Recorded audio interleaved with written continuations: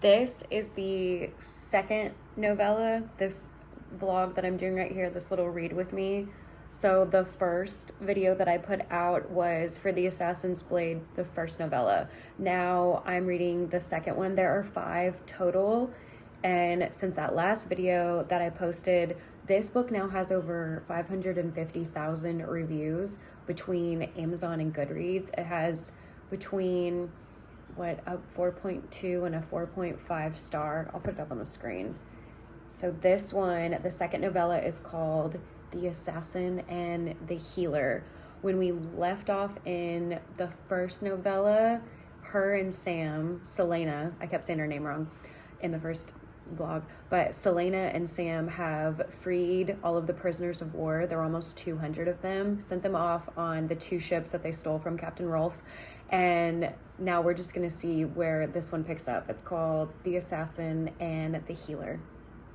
It seems to be picking up right where the other one left off. Maybe not exactly right where it left off, but we have Selena. Don't know where Sam is yet, but Selena is in a bar right now. Well, I guess it's a bar downstairs and then a hotel upstairs. It's called the White Pig Inn. So she's there, and of course, you know, she's always covered. She doesn't have her mask on, but her cloak has a hood, and so she's staying completely covered. And all that one of the barmaids has seen of her is her golden hair, which is new, because remember, Selena never shows anyone any part of her body. No one even knows that she's a blonde. So she is showing that, but still no one knows who she is. So she's at the White Pig Inn. Someone named Nolan owns it. So he's the one that's letting her stay there. And then the barmaid, her name is Irene Towers. And Irene just keeps looking over at her because Selena is sitting at the very back of the tavern, and she's sitting really still, and she's so still while drinking her beer that, and Irene's on, like, in her monologue, she's saying that it's impossible not to look at Selena. It's impossible not to stare at this creature that's fully covered and cloaked and drinking beer so prim and properly. So that's where we are right now. Also, I was saying that I think we're leaving off right where the other novella ended, only because she's in a city called Inish, which I don't remember reading about in Inish in the first novella, but it's another port town. So I don't know if she's still on the Dead Islands, or if she's still even on one of those Dead Islands, the one that was called Skulls Bay. I'm not sure, but yeah, it says that, but here in Inish, a port town so small, it wasn't on most maps. So I'm just wondering, did she go home to Arabin yet? I mean, I don't know. I will see. This is so disgusting. The inn that she's staying at, it's considered the lowest of the low when it comes to luxury and cleanliness. And the owner, Nolan, he only cleans the sheets on the beds of the hotel rooms that are upstairs. Remember, every time you go to a hotel, you assume that the sheets are clean because you always see the maid staff going around to all the rooms changing them. But he only washed the sheets when there was no denying the presence of lice and fleas.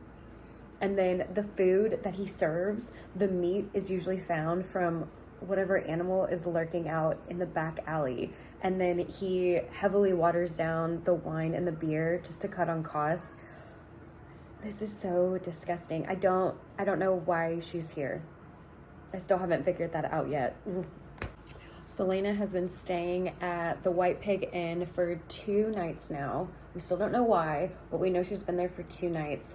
And every evening she comes down the stairs to the tavern and just drinks. It says she drinks ungodly amounts of ale or wine or just whatever Irene will give her. And Irene is under the impression that A, this is a woman, and B, she can't be older than 20 years old. Now, I don't know where Irene is deducing the age from because she hasn't seen her, but I guess it would be obvious that Selena is a woman because everything she wears is fitted, but she's just drinking herself to oblivion. However, she doesn't show it. She doesn't act drunk. Whenever she's done for the evening, done drinking, when she goes upstairs in Irene's inner monologue, she says that Selena, or whoever she thinks this woman is, Selena has a feline grace about her and doesn't stumble out of the tavern like most of the patrons. So she's bringing her more to drink. She's also bringing her another glass of water and another plate of bread, I guess because Irene feels bad for her maybe, but this all just seems to be on the house. She's just handing it to her, and Nolan doesn't care. Nolan just wants this, whoever this person is, he just wants her to keep drinking and drinking because he is assuming that she has money, because I guess whenever Selena checked in, she kind of flicked him a gold coin to tip him.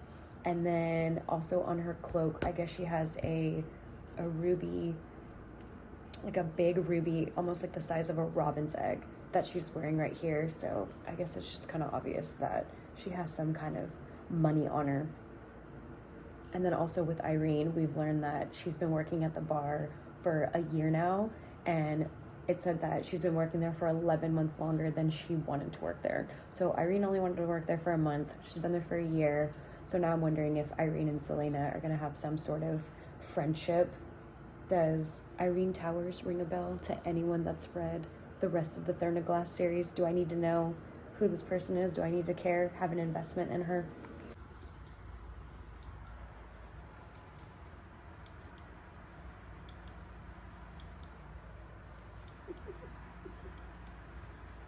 I don't even know what I'm getting. You're doing great. I'm doing great. I put it on 0.5. You're doing great. Hi. You're capturing all the biscuits. All the biscuits. Hi, baby.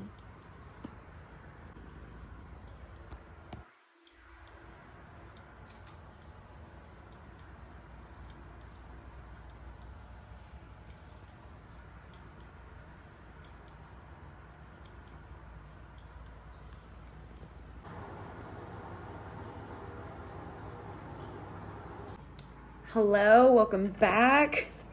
The weekend is now over. Okay, I'm trying to remember where I last left off with talking to y'all about the second novella in Assassin's Blade before I was filming my cat and then filming us about to go out to dinner, my husband and I.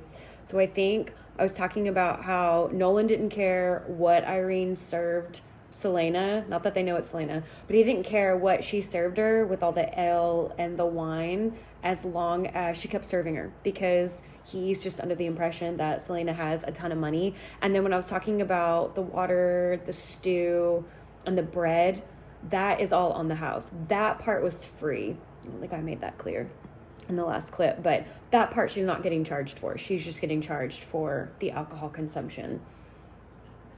All right, let's continue.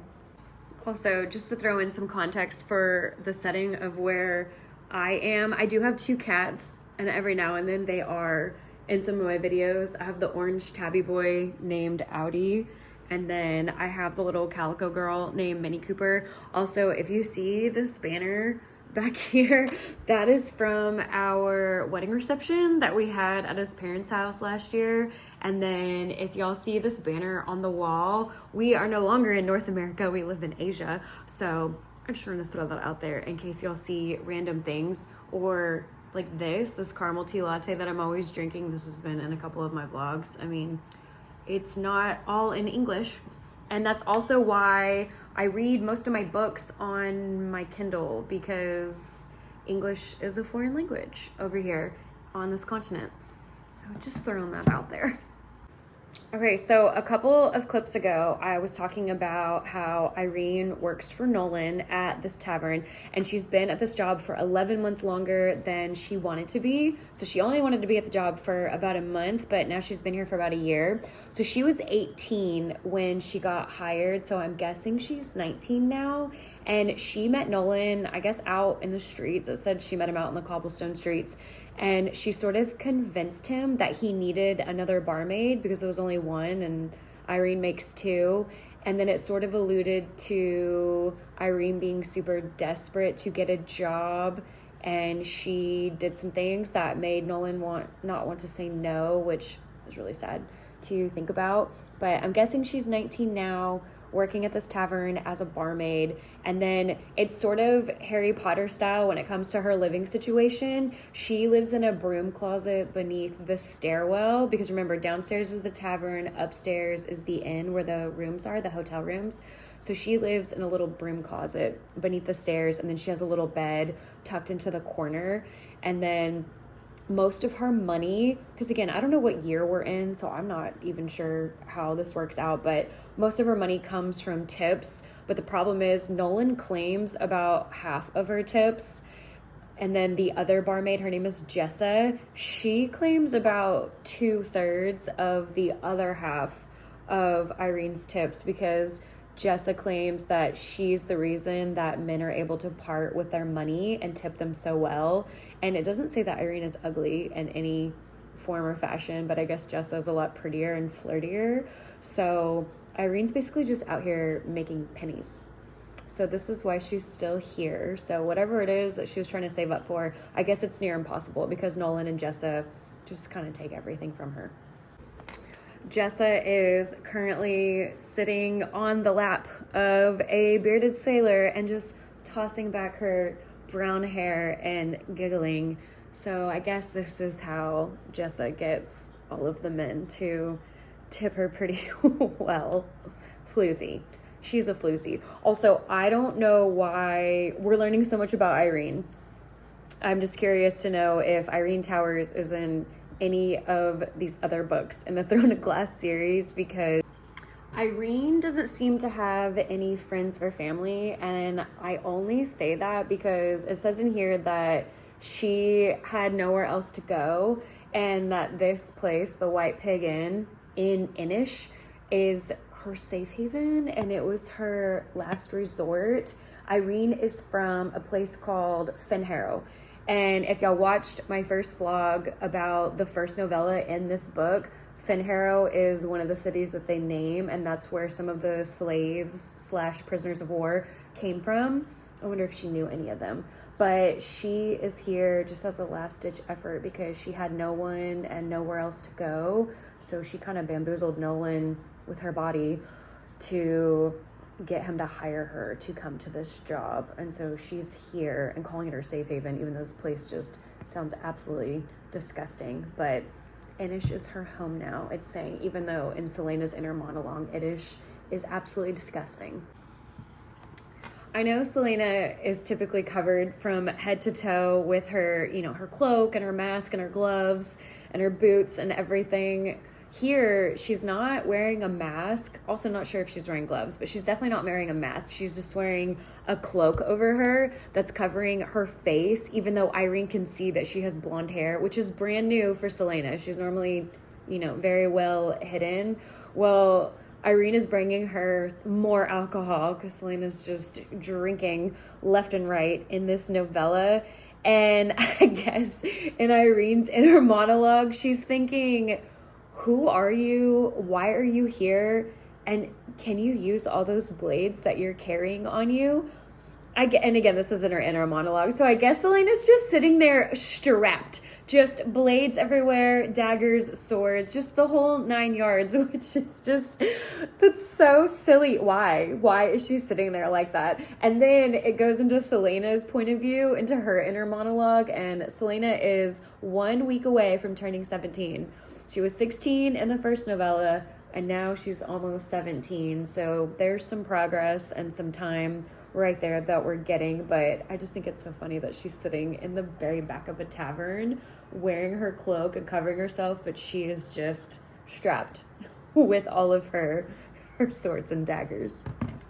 Okay, back with a few more details. So Selena, this journey that she's on, whatever it is that she's doing in this port city, all of this is part of her punishment from Arobin because she destroyed the slave trade agreement between him and Captain Rolfe. So I guess at some point when her and Sam were in Skulls Bay, I guess at some point they still did the 10-day trek back to their continent and then talked to Arobin. I don't know, something must have happened with Arobin. He found out that they didn't make it back from their journey with all of the prisoners of war. And so now she's back I guess, on the other side at this port city, passing through until she gets to her next destination. But all of this is part of her punishment from Arobin. Is Irene a secret assassin? Just curious, because Selena is watching her. Selena's just leaned back in her chair, just staring at Irene and watching her work in this tavern. And she's noticing that Irene is able to dodge every guy that's reaching out for her, because they're all trying to grope her. And remember, the other barmaid, Jessa, lets that happen because that's how she makes her tips. But Irene is able to dodge all of them, and I guess she's very swift on her feet. And she carries a server tray, and whether there's something on it or not, she carries it very gracefully while she's trying to dodge all of these men that are reaching for her. And then Selena's also noticing that every time Irene gets back behind the bar, Irene is just watching all the patrons. She's watching all the customers, she's watching the room. So very assassin-like. So now it's making Selena wonder, Irene, what are you doing in this dump? It's just making her wonder, why are you in this filthy, nasty town in this dump of a tavern? Ooh, y'all, Arobin gave her a beating. It's talking about how she's resisting the urge to touch her face, but she's got purple, blue, and yellow bruises along her jawline. She's got a black eye that's still healing, and her lip is also split. All because she, betrayed him and didn't come back to the continent with all the slaves. But, whew, goodness. She's still also claiming that it was worth it. It was still worth it to free all of them and to help them. But she's looking pretty painful. I'm not sure if she's hurt anywhere else, but her face is not looking very nice right now. Okay, so Selena is just out here doing the most. So we have learned that she's traveling from Rifthold, where she lives, to the Red Desert, which is interesting because this second novella is called The Assassin and the Healer. Maybe Irene is the healer because we're learning so much about Irene. But the third novella is called The Assassin and the Desert. So that's where she's going. She's traveling to the Red Desert, wherever that is. And she's stuck in this port city for a couple of days while waiting on a ship to arrive. And the ship will take her to Yerpa, wherever Yerpa is. And she's currently been traveling at the moment for 2 weeks. And she's gotten into 3 bar fights already with no regrets. Just broken noses, jaws, heaps of unconscious bodies in her wake. But she didn't care. Selena is leaving Inish tomorrow. At dawn, the ship is arriving to take her to Yerpa, and then from Yerpa, she will head to a place called the Red Desert. And at the Red Desert, she is going to meet the Mute Master of Assassins. The Mute Master. So is she going to be able to talk while she's here? We're not sure, but she's meeting with him, and she has to stay with him for 1 month as further punishment for betraying Arobin. We still don't know what happened to Sam. And remember, they were on that first mission together. And then when she was beaten senseless, she's wondering, was Sam also beaten senseless? So maybe it happened at different times whenever they got home from that first failed mission. But she doesn't know. So we, the reader, haven't read anything about Sam, and Selena herself also doesn't know where he is, what he's doing, what his punishment was. We are still trying to figure that out. I wanted to come outside and film, but it's still a little chilly out here. It's 53 degrees Fahrenheit, which is 12 degrees Celsius, and it's a little chilly out here. I'm in the shade, so the sun isn't quite on me, and then and then the kitties are trying to go outside. I don't know, I get so scared. I don't want anything to happen to them on the balcony. Okay, sorry if my eyeglasses are still transitioning back to clear from being outside. They turn into sunglasses when I go outside. We just learned some really sad things about Irene. So when Irene was 11 years old, remember now she's 19. So when she was 11 years old, she used to live with her mom. And I guess her mom had some magical powers, some healing powers that Irene secretly has too. So I guess that's why this novella is called The Assassin and the Healer. We have found out that Irene is the healer. But what's awful is Arobin's soldiers, he had a handful of them go to Irene's house where her mom was living, and they were holding, torches and wood, and they burnt her house down because they believed that she had power. I mean, I guess they didn't care that it was a healing power, and this is a good thing, but just the fact that she had any sort of magical powers, they wanted to kill her. So they burnt their house down, and then they burned her mom alive. And while this was all happening, Irene's mom told Irene to run, get out of here. So Irene ran off to the forest and then just proceeded to cry in the forest. I mean, she was 11 years old. 11 years old. Oh my gosh. That is so sad. That's so sad. All of this happened to Irene 8 years ago. So she was 11 when it happened. She's 19 now. So for 8 years, she's kind of been on her own. For the first 6.5 of those 8 years, she went and lived with, I guess, a cousin of her mom's, and Irene just pretended to be, it said it as an ungifted distant relative. So she was pretending like she didn't have healing powers because all of the soldiers were looking for anyone with any sort of power to kill, even though something had happened in the land and their powers had actually vanished. But if anyone knew that at any point in time you had powers, they wanted to kill you, and they would do it by burning you alive in a bonfire, which is why the soldiers were carrying not only torches but wood. Awful. So she went and lived on a farm with some other relatives, lived there for 6.5 years, and then right before her 18th birthday, when she was 17 and a half, whatever they said, she had took whatever money she had saved up and just set off on her own to go to a healer's academy, so a learning school for healers. So that's cute, even though I guess it didn't happen because she's 19 now and working at this tavern. But now we're learning about some academy, some healer school. I hate Nolan. I can't stand him. So while Irene was traveling, she ended up in Enish, and that was the port city where she ran out of money. She ran out of all the money that she had saved while living on the farm with her family. And so she got this job at the White Pig Inn, but it was only supposed to be temporary, even though at this point we know she's been there for a year. But she needs boat fare to get her to that training academy, and then she needs money to survive off of once she gets there, and then she has to pay for her training. It's an academy for healers and physicians, so she has to find a way to pay for it. So there's just all this money that she needs for all of these solid reasons. But Nolan is awful. He keeps increasing her rent in her little Harry Potter broom closet, and then he keeps increasing the cost of the food that she's eating while she's there, and then he also keeps finding ways to lower her salary. And remember, she's already basically making pennies. He takes half of her money, and then the other half that's left over, Jessa, the other barmaid, takes 2/3 of it. So poor Irene just can't catch a break. All right. Selena wants a bar fight. She's going to get herself a bar fight. So last call has already... Oh, I thought something landed on me. Yes, Audi. All right, sorry. I had to tend to my cat. I don't know if you can see him, but he's okay. So last call has happened. The tavern's closed. Now everyone's out and about, just drunk in the world. And Irene is inside trying to clean up. So she goes out into the alleyway to throw out some pails of water, and 4 merchants show up.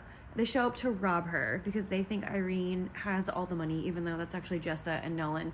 They show up to rob her. She's standing there freaking out, and then all of a sudden, remember there's 4 guys. One guy just disappears, just gets yanked out of the alley. You hear a thump and then silence. And then it happens to a second guy. He gets yanked out of the alley. You hear a thump and then silence. And then a hooded figure walks into the alley, dun, dun, dun, and just pummels the 3rd guy and kills him. And then the 4th guy looks at her, looks at Irene, and then just takes off.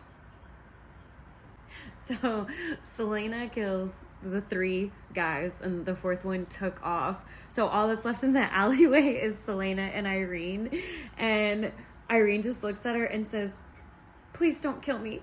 And then Selena looks at her and just scoffs and says, "Then what would have been the point in saving you? If I were to kill you, what would have been the point in saving you then?" All right, so Selena and Irene are standing in the alleyway with the 3 mercenaries that are, on the ground, no longer breathing. And they start talking to each other, and Irene just, keeps saying, "Thank you so much. Thank you for saving me." And Selena just says, "Girl, use some common sense. I wouldn't have had to save you if you hadn't have been out at this hour throwing out some pails of water." I have a little partner with me on the couch. Okay, so they're still talking, and Irene is just saying, let me make this up to you. Thank you so much for saving my life. By the way, your bicep is bleeding. I have some antiseptics. I can help you out. So Selena agrees. They leave the alleyway. They go back inside the tavern, and they go into Irene's little Harry Potter closet makeshift bedroom. And Selena removes her cloak, and Irene is just taken aback because Selena is beautiful, but also her face is mangled. I mean, there's just bruises galore all over her. They start talking more, and Selena is just asking Irene, "Why? What are you doing in this wretched town? It's obvious that you're a healer. What are you doing here in Inish?" And Irene is just telling her that, she ran out of money on the way over here, or on the way to the Healers Academy, so she ended up here at this port city, and she's just trying to save up more money to take passage across the ocean and go to that Healers Academy. And Selena says, "Look, regardless of what you do, whether you stay here or you end up at that school, you need to learn a thing or two about self-defense." So then after Selena gets patched up, she takes Irene out into the alley, I guess to teach her some self-defense. And the 3 mercenaries that were out there that Selena killed, they're just laying in the alley getting eaten up by rats. They're in the alleyway, and Selena is teaching Irene all sorts of different defense maneuvers. She's got her learning about eye gouging, ear clapping, not really sure what ear clapping is, pinching the inside of a man's thigh so hard that he screams, the sensitive, soft parts to hit with your elbow, the most delicate part of the foot to step on, and then, if all else fails, if it's a man, strike him in the groin. So she's going over all these defense maneuvers and training her for so long that at this point it's almost dawn. And then kind of towards the end of it, Irene sort of has an epiphany. She just starts thinking about the irony of them working together, the assassin and the healer, the assassin who kills, and then the healer who saves, which is really cute. But okay, so Irene and Selena are standing in the alleyway, learning self-defense, and Irene's having that epiphany. And then remember the guy from earlier? So there were 4 men that showed up to rob Irene, and then 3 of them got taken out by Selena. So the one guy that was left ran off. So he has shown back up with 4 other friends. So there's 5 of them that have shown up into this alleyway. And remember, it's dawn. So what, this man left hours ago, and I guess has just been trying to create a little team. So now the 5 of them are in the alleyway against these 2 women. And before Selena even draws out her sword, because remember, she's strapped, before she even draws it out, Irene is gone. She's back inside the tavern with the door closed. Girl, you just learned so much self-defense. Also, you just took off and left Selena there alone with 5 men that want to harm her. So cowardly Irene is listening through the door. She is listening to Selena take on these 5 men. She's hearing thumps and grunts and clashing blades and shouting. And then all of a sudden, a 6th man enters through the inn, and he puts a knife up to Irene's throat and says, "Walk." So he makes her go out into the alley, and Selena sees this. She sees her barmaid friend with a dagger up against her throat, and that 6th guy standing there, and the guy looks at Selena and says, "Drop your weapons." And Selena says, "Make me." And then the guy holds the dagger even closer to her throat and says, "I'll slice her throat." And then Selena says, "I don't care." Selena is staring at her friend as if to say, did we not just spend all the evening into the dawn's early light learning some self-defense techniques? So Selena's just giving her friend this look, and Irene is sort of psyching herself out, and then finally Irene just goes batty on the guy. She stomps on the bridge of his foot and then elbows him in the head, and then as the guy is leaned over, she, I don't know, guts him in the stomach, and then Selena runs over and finishes the guy off, and then just looks at Irene and says, fast learner. And then Irene just cannot even believe what just happened and turns around and just starts vomiting in the alleyway. Good for you, though. Good for you, girl. So the girls get back inside the tavern. Selena goes upstairs to her room, and Irene walks into the kitchen to start cleaning the blood off of her because it's well past dawn at this point and the day is beginning. She's got to start her next shift soon, her morning shift. So she cleans up in the kitchen, and then she goes back into her little broom closet of a bedroom, and on her cot there is a leather pouch and a note underneath it. And she can tell by the lumps and the edges of the leather pouch that there's money in it. And she pulls the note out from underneath it, and it says, for wherever you need to go, and then some. The world needs more healers. So there's no date, no name on the note, but she knows. She knows that it's from Selena, and she opens up the pouch, and sure enough, it's full of gold coins, and it's full of it's not full of but it has the ruby brooch that Selena was wearing in the beginning of the novella, because I'm sure that's worth a small fortune. And Irene just kind of contemplates, am I doing this now? Am I doing this later?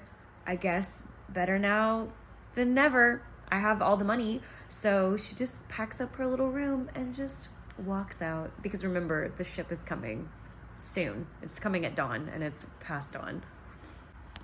We have reached the end of the novel. I'm not sure if they got on the same ship.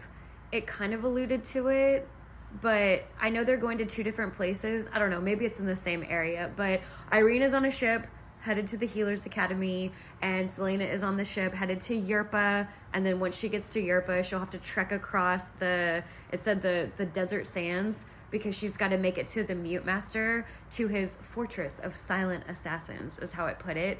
And then it also ended with making sure that we know that Selena is very low on money now.